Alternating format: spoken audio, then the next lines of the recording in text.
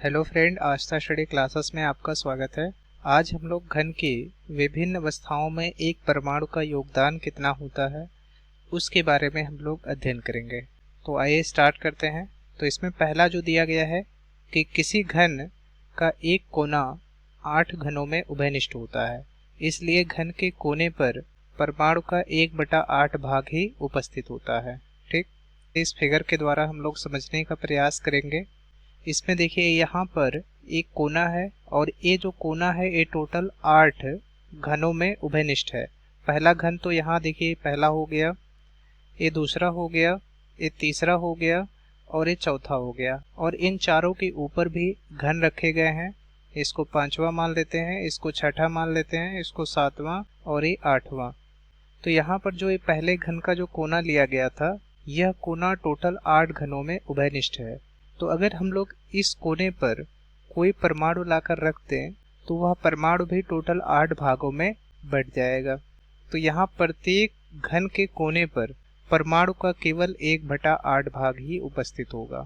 ठीक, अगला टॉपिक जो है वह है घन का एक फलक 2 घनों में उभयनिष्ठ होता है, इसलिए प्रत्येक घन के एक फलक पर परमाणु का 1/2 भाग ही उपस्थित होता है।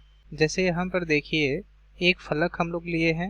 ये जो फलक है यह 2 घनों में उभयनिष्ठ है। देखिए पहला घन ये हो गया और ये दूसरा घन हो गया। तो अगर इस फलक पर कोई परमाणु लें तो यह परमाणु भी 2 बराबर भागों में बढ़ जाता है।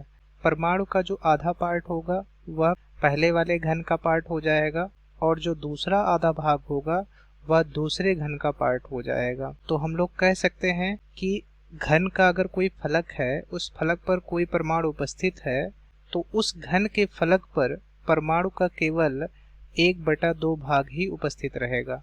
तो इस प्रकार से देखिए यहाँ इस फिगर में दिखाया गया है, एक परमाणु है, इस परमाणु का 1/2 भाग जो होगा इस घन का पार्ट हो जाएगा और बाकी का 1/2 भाग इस घन का पार्ट हो जाएगा। तो अगर किसी घन के फलक पर कोई परमाणु उपस्थित है तो उस घन के फलक पर परमाणु का केवल 1/2 भाग ही उपस्थित होगा। ठीक है, अब अगला जो है टॉपिक है वह है किसी घन की एक भुजा 4 घनों में उभयनिष्ठ होती है, इसलिए घन की एक भुजा पर परमाणु का 1/4 भाग उपस्थित होता है। जैसे यहाँ पर देखिए ये चित्र में ये एक घन की भुजा है, इस घन की भुजा पर एक परमाणु उपस्थित है। देखिए ये जो भुजा है यह टोटल 4 घनों में उभयनिष्ठ है। पहला इस वाले घन में उभयनिष्ठ है, दूसरा इस वाले घन में उभयनिष्ठ है, तीसरा इस वाले घन में उभयनिष्ठ है, चौथा इस वाले घन में उभयनिष्ठ है। तो किसी भी घन की एक भुजा जो होती है वह 4 घनों में उभयनिष्ठ होती है, इसलिए यहाँ पर रखा गया जो परमाणु होगा वह भी 4 भागों में बट जाएगा। अतः हम लोग कह सकते हैं कि घन की एक भुजा पर परमाणु का 1/4 भाग ही उपस्थित होगा। तो यहाँ पर परमाणु का केवल 1/4 भाग ही उपस्थित होगा।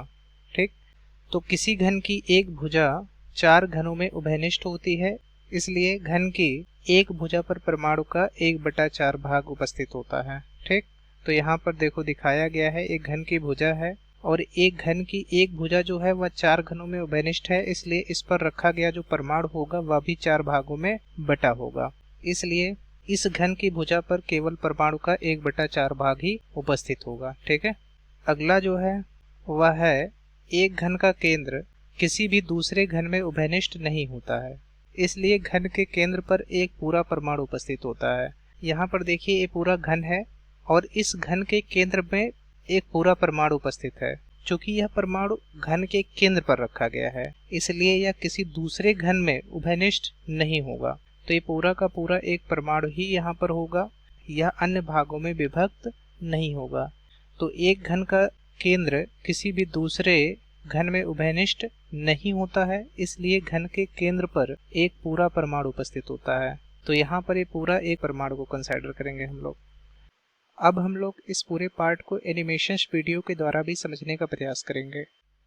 तो आइए हम लोग एनिमेशंस वीडियो के द्वारा समझने का प्रयास करते हैं।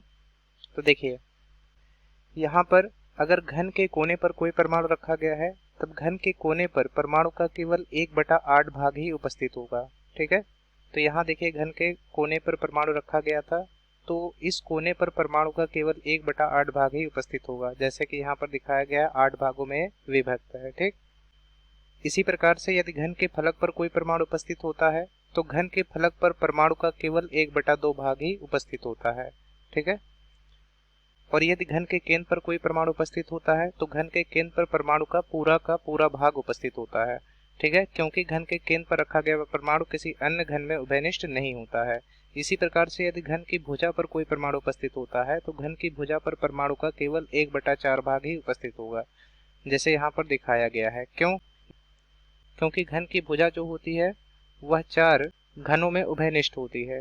तो आई होप आपको ये पूरा वीडियो समझ में आ गया होगा और एनिमेशंस वीडियो के द्वारा भी जो समझाया गया पार्ट है वह भी समझ में आ गया होगा। धन्यवाद।